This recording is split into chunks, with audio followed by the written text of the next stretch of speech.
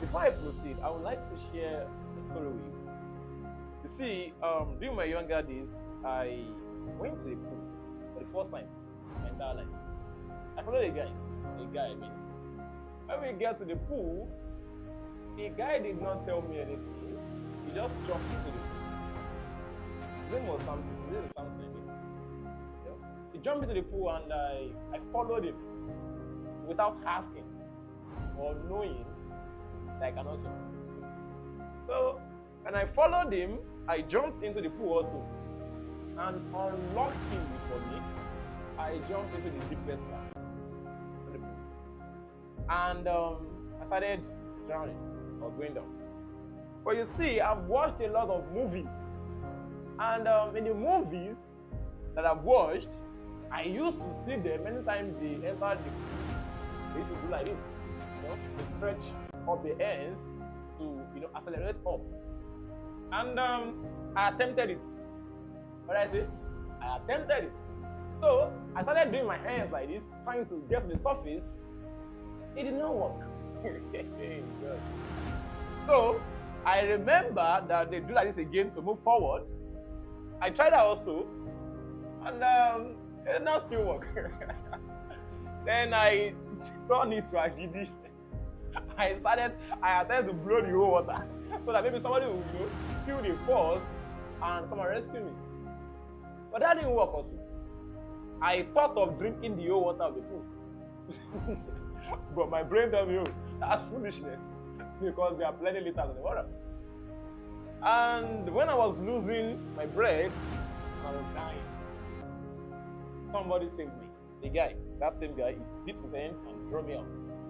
And we were laughing. Ha ha! Look at this guy. But what's the purpose of this story? Last week I was teaching and I remember that story. And I had a different interpretation. That it is not that I did not move when I attempted it at first. It's just that because I did not move to my point of destination, I did not consider it a movement. Are you with me? You see, when I struggled to get up and I did not get there, even though I have moved, because I'm unable to get to that point of destination, I consider myself a failure. That I don't have the capacity to move up. But I moved, I just did not move enough. Now, the Bible says in the beginning, God created the heaven and the earth. The earth was formless and empty. There was darkness over the surface of the deep, and the Spirit of God hovering over the water. And God said, let there be light, and there was light. The first thing we realize here is God himself had an intention of creating the world, heaven and the earth. Are you with me? And even though he had the intention, he had to take an action.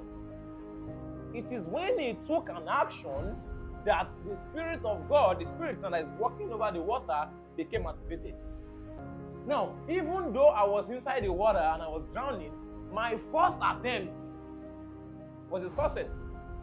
But I did not consider it a success because I did not get towards my point of destination. So there are many people on earth who are trying to do some things and they are getting little results, but they did not realize it. Because what? They are so much focused on getting to the bigger picture is once and for all. But they forget that everything begins with a step. Step by step, we get to where we're going. If only I realize I moved in the pool. Are you with me? And when I try it, I moved a little, and it is within my realization that I've moved. I'm supposed to continue moving a little or bit by bit till I get to that destination. But I gave up because I felt, I wasn't moving. So that means my own cage is my thoughts. Because in realization, I moved. So whatever you are doing, you have to know that you will not just make it big once and for all. Are you with me? You have to have intention and you have to take action towards it. And your action necessarily don't have to be the big one. God did not just say, everything make himself. He said, no. let there be light. And what happened instantly? There was light. And he analyzed the light and said, oh, it is good. And he proceeded to declare another one, a step after the other. He did not rush it. Are you following? So whatever you are doing, don't rush. Take it a step after another. Praise the Lord.